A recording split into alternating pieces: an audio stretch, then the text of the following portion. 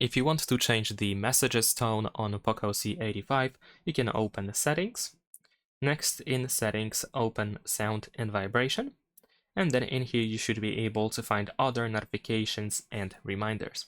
So if we go over here, then we can choose pre-installed ringtones, and you should be able to find a bunch of different sounds that, of course, we can use. And these are not just strictly message tones, but just notification sounds in general, which include message tone, of course.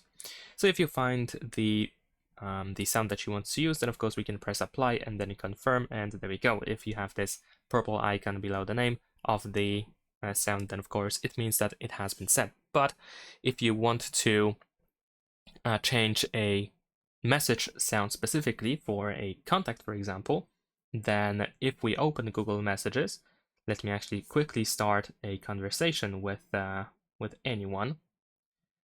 There we go.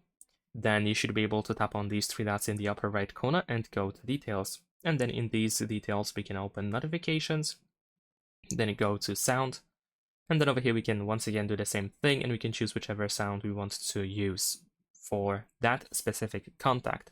So after changing that, if you receive a new message from that contact, from that conversation, then the selected sound will be played instead of the general, the default notification sound.